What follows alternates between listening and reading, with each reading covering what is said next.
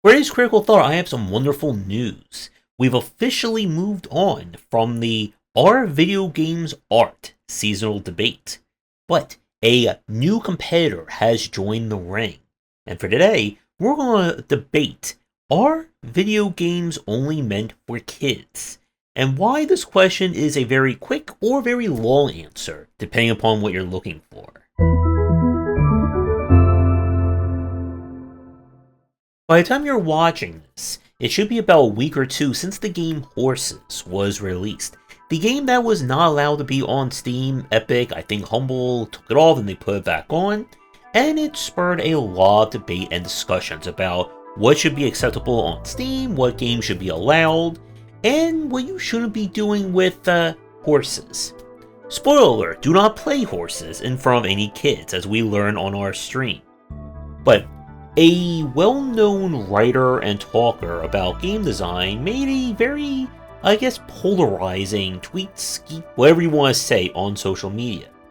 And they said that ultimately one of the reasons why Horses fails is that video games are not meant for kind of like the storytelling for adults, or that video games cannot do storytelling as well as a medium compared to TV and film, and that it's ultimately a video game is a kid's platform. A few of you probably know who we're talking about, and a few of you probably have no idea who that person is. But again, we're not going to be naming and shaming anyone here. But the kind of argument that they pose is a very interesting one. They were approaching video games from kind of the purpose of play or interaction, that video games are meant to be an interactive medium.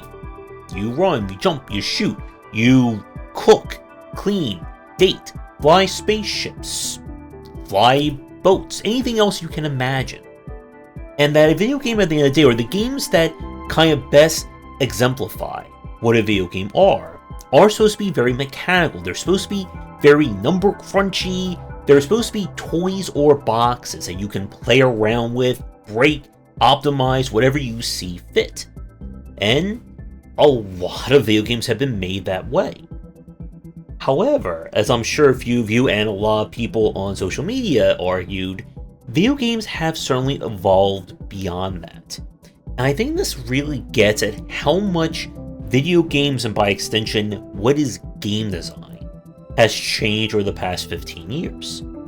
And this reminds me in a very weird way of, I got a book to kind of review from my publisher from someone else who wrote about game design. And this was a book that was written, I think, in like 2010, 2012. And some of the opinions that this person said were wild. Like, completely, like, the opposite of everything that I would think about game design. And a lot of what this person wrote, it's not the same person, by the way, was talking, kind of focusing on the lens of AAA games. And as we've said, one of the kind of aspects that has really changed the game industry has been the schism between AAA and indie. If we were talking 15, 20 years ago, again, the common goal was that indie was considered the stepping stone to making it big in AAA. We actually saw a few indie developers do just that. They started on indie, then they got a little bit of fame and recognition, and then they went to join AAA studio. And then a lot of them hated that, and then went back to indie to go back to making indie games. And what we've seen, what has become tried and tested over the 2010s to now, is that making an indie games or being an indie developer is a career. If you can make it work, of course. And making that work, that's another topic or three we could get to. But what also came with the change or the growth of indie dev and the indie space has been an altering of what is a video game. And this is even something that I had to deal with, because I was thinking about some of my very first things I wrote. This was 2008, 2009, maybe even something I wrote back in 2012 as one of my first things I wrote on Game Wisdom. And I said that a video game, much like a game, is meant to be something that can be played or interacted with, that there's supposed to be a win or a lose state. That is the definition of a game. But just as video games have become a form of art, so has the idea or the definition of a game has changed. We have played and we've seen lots of games that have bucked those trends and bucked traditional trends of games. How many have we played that has played nothing like a Call of Duty, a Mario, or pick any major AAA title? So when I see a lot of people complain that there aren't any good games to play or they're just getting bored with games, 9 times out of 10, this is a group that only play AAA, or they only play the, I guess we call them triple I now games, the massive indie darlings, your Balatros, Vampire Survivors, Lethal Companies, and so on. That it's, again, getting at what makes a game, or again, what makes a game popular. And the original poster of this point, when they were talking about, again, the games that they consider to be the true definitions of a game, they were talking about very interactive ones that ignore or downplay storytelling, characterizations, world building, and so on, in favor of number go up, or all the lizard brain things that make us keep playing games. The mobile genre being a very obvious example of this. And we've seen this with how much the AAA space has chased the similar metrics and goals and elements of gacha design, mobile games, adding in RPG elements. It's no longer about just having this qualitative experience that, no, we gotta level up in that experience, and we need perks, and we need cosmetics, and DLC, and microtransactions, and you name it. And that has become very prevalent in the AAA space. To go back to Call of Duty, how many pieces of cosmetics and DLC has been released for that franchise? How big are those games now in terms of hard drive space?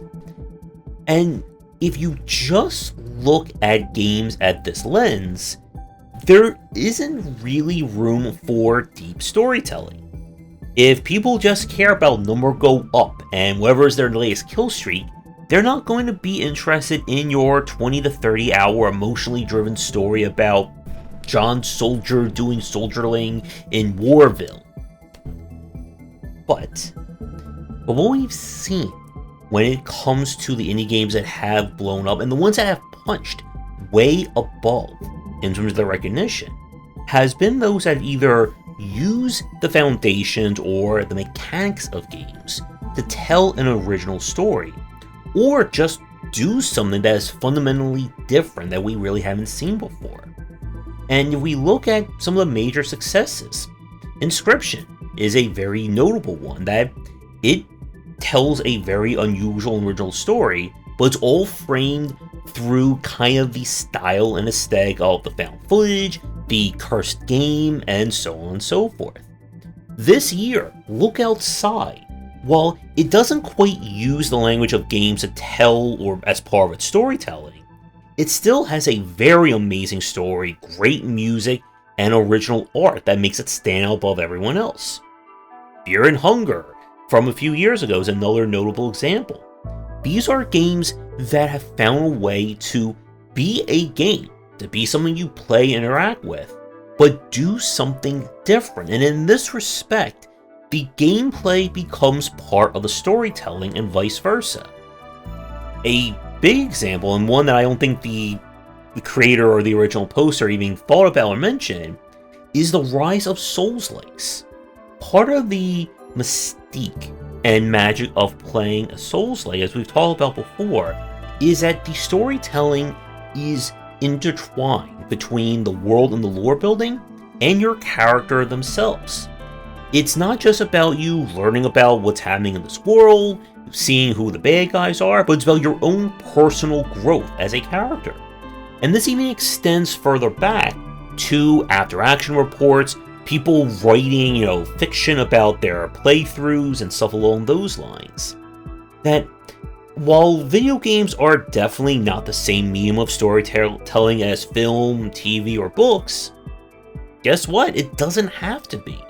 And we could argue that film, TV, and books can't really do the same thing that video games do. It's why so many adaptations have oftentimes failed. trying to translate one-to-one what happens in the game to what happens in these, and vice versa. But to get back to the original point, video games are definitely not aimed for kids, as we've said with the horses example, with Look Outside, Fear and Hunger, and many others. But we can use video games again to kind of explore themes and topics that you wouldn't really be able to do in other mediums.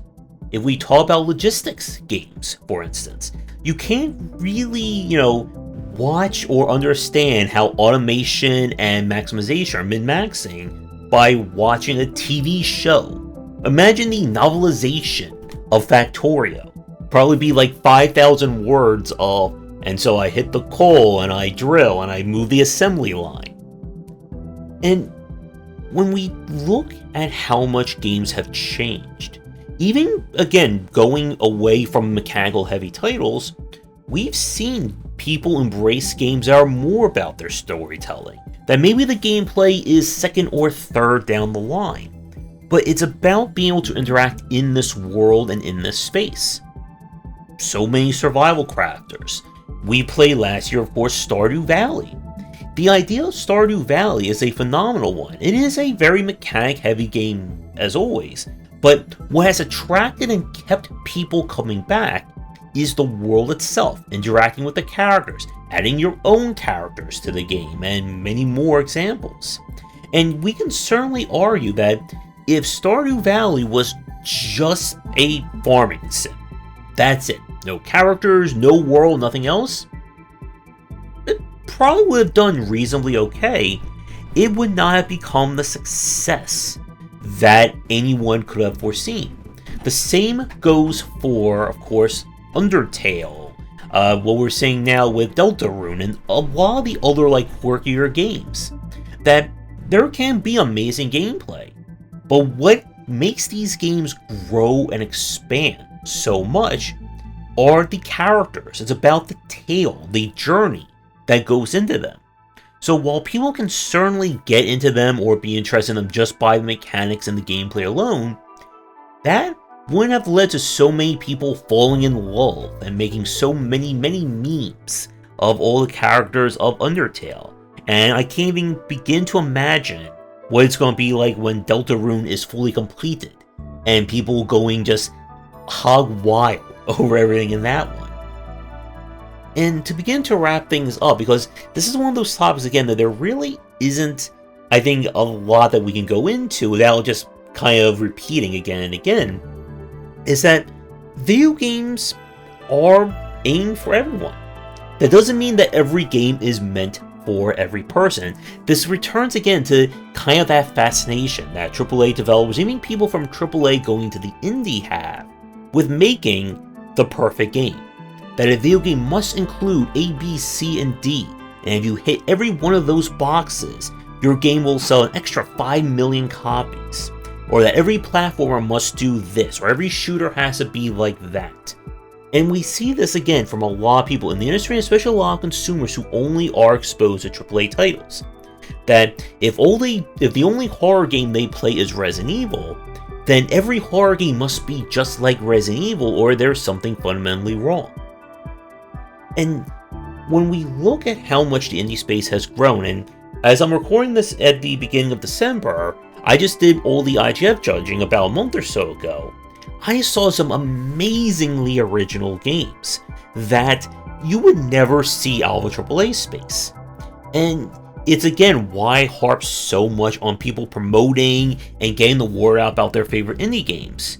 Because this is how that market grows, and it shows to people that there's more than just shooting in a first-person shooter. There's more to platforming than just jumping over a tile-wide gap. And for people like the original poster and those who only view games as, the annual rotation of Call of Duty, Madden, and maybe a new Nintendo game, there is a lot more out there, and there's a lot more you can do in the space with the language of games. Earlier this year, the title Burn of Command was released, and we interviewed the developer, I think Luke Hughes, and they talked about how much they want to translate the thoughts and feelings of being a commander during the war, I think it was World War II, into a video game. Now, of course, there have been plenty of movies and TV shows about soldiers fighting in wars, but that doesn't let the audience actually sit down and make the same thoughts and try to imagine what it's like to command units on the field. Why do we love so many tactical strategy, XCOM likes, and so on? The idea of having to sit down and manage these characters that you've grown to know and love.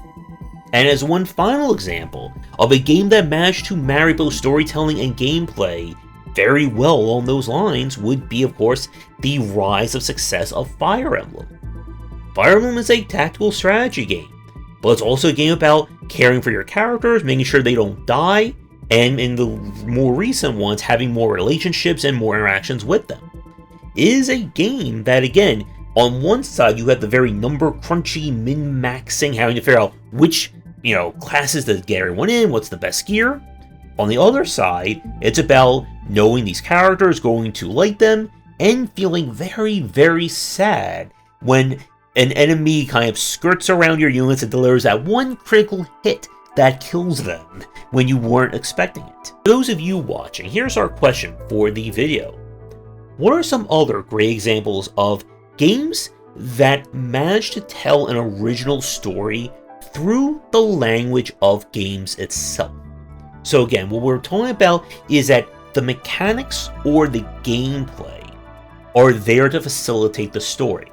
So an example would be maybe something like the Stanley Parable, or again, something like an Inscription, or even very recently with Buckshot Roulette, where again, the story is being married to the gameplay rather than just being, a cutscene you can skip every 10 to 20 minutes.